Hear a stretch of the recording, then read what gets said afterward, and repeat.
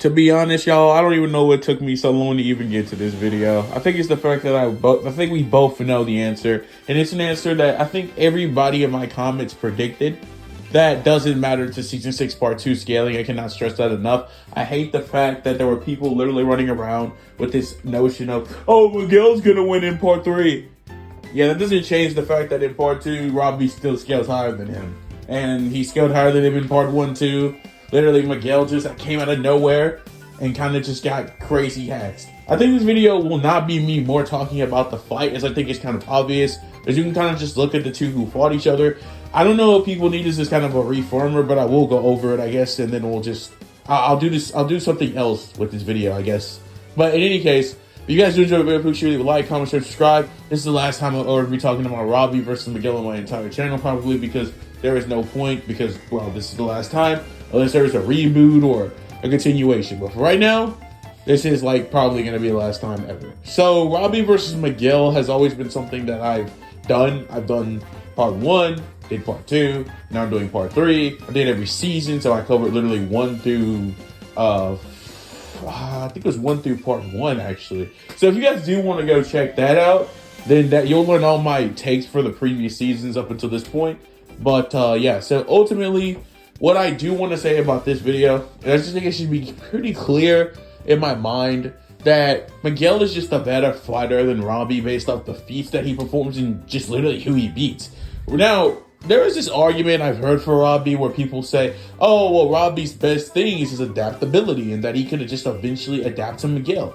That's definitely a good thing to say, as Daniel literally highlighted that right before he went back in his fight with Axel. And this was a very big thing, right? Like, he was struggling when he realized he changed styles, but then he started adapting and he actually started to perform better. Now, I've said this, I haven't really said this before, but if you want to take the idea that Robby would have, like, adapted enough to win against Axel, then you could argue that him and Miguel are relative, but that just is kind of consistent with like the entire show, as we have statements from season 5, like Robby saying they're the best two in the dojo and so on and so forth. Anyway, what I'm really trying to get at here is if you think that Robby would have kept adapting to Axel, then yeah, he probably would have won. It would have been a little bit of a higher diff.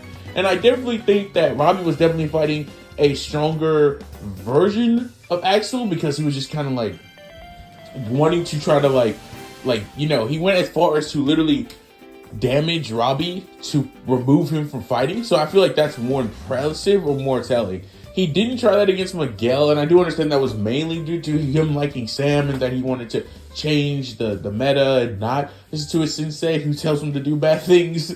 But still, at the same time, do we even know that that would have worked? I mean, I don't know. In any case, what I will go on to say is that Miguel would then go on to precede Robby in every way humanly possible. It pretty much just started no diffing Axel almost as soon as the fight started. Now, I do want to remind people that yes, Axel did eventually start with a comeback and he kind of started cooking Miguel.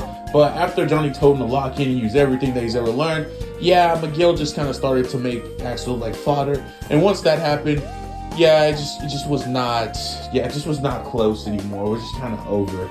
And so basically what I want to say about all of this is that if you guys are somebody who just take the fight, hands down, Robby lost to the guy that Miguel beat, that's the end of the discussion for you. But if you're someone who thinks that Axel would have lost to Robby and that Axel damaged Robby with the thought process of, I cannot beat this guy, then that would mean that Miguel and Robby had the same level of skill, and thus, they would both be pretty equal.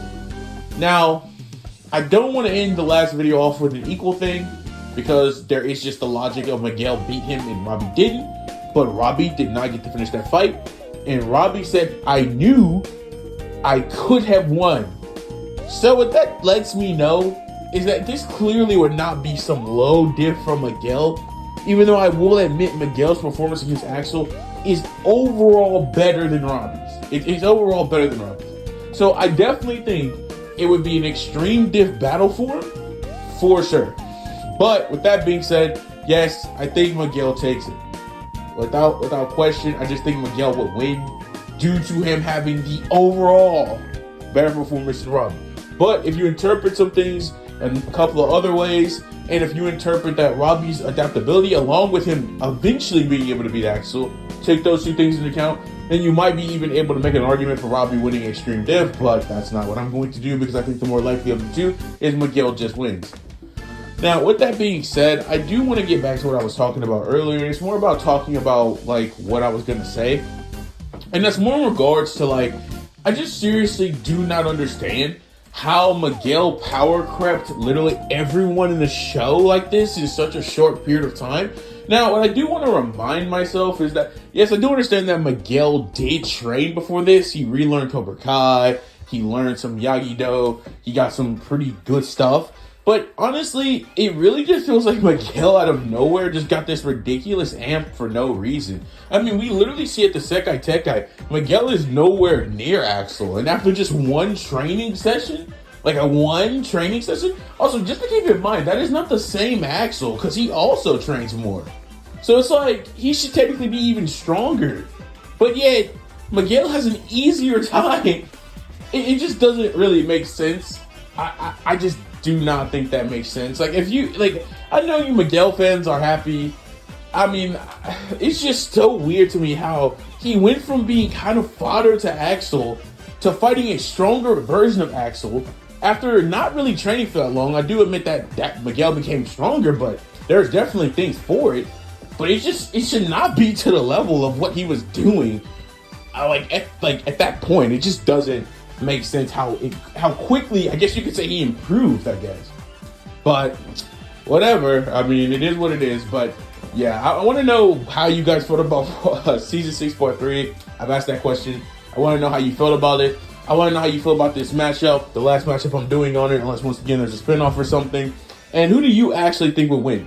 I'm pretty sure you guys will tell me if I'm wrong in the comment section below, although I highly doubt there should be many people that disagree with this take. And tell me how you feel about the power creep that really got played in season 6 part 3. I definitely think Robby versus Axel was more realistic than Miguel versus Axel. I'll say that much. But anyway, guys, if you guys enjoyed the video, please sure to leave a like, comment, and subscribe.